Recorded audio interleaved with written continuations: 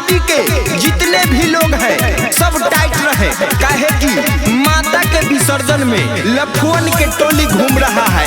DJ गाड़ी का driver साहब कृपया गाड़ी को धीरे धीरे आगे बढ़ाए।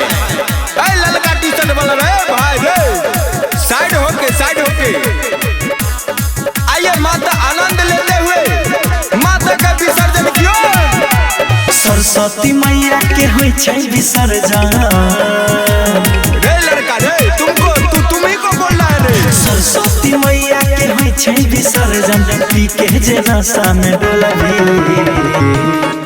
रे चले जाई तो फट्टा भसान में जे बोलबी। पकड़ इसी को पकड़ो रे। चले जाई तो फट्टा भसान में जे बोलबी। यही लफड़ा करवाता है बार यही। सरस्वती मैया के होय छै विसर्जन, नशा में पी के जे डोलबी। चल जाए तो फट्टा भसान में जे बोलबी। चल जाए तो फट्टा भसान में जे बोलबी।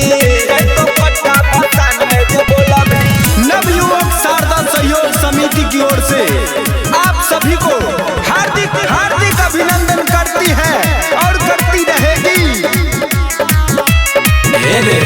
साल भर पर आबै छथिन सरस्वती मैया रे।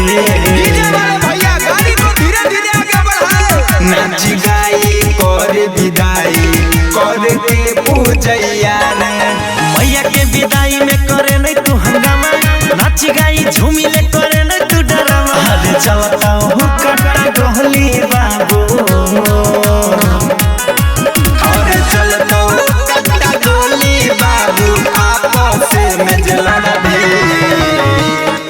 रे। चले जाई तो फट्टा भसान में जे बोलबी। अरे चले जाए तो फट्टा भसान में जे बोलबी।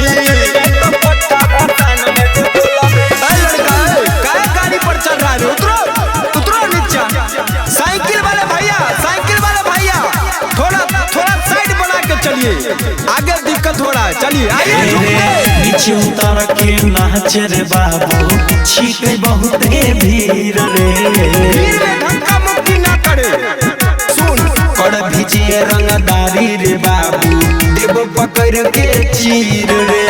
बदले तू गाना जल्दी पास तो नहीं आवे, छोड़े भोजपुरी हिंदी में खाली बजावे। विकास मोनू सुने कान खोल के। विकास मोनू सुने ले कान खोल के, दारू के बोतल जे खोलबी रे। चले जाई तो फट्टा भसान में जे बोलबी रे।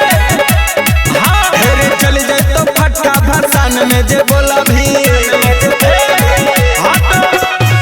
रोक गाड़ी।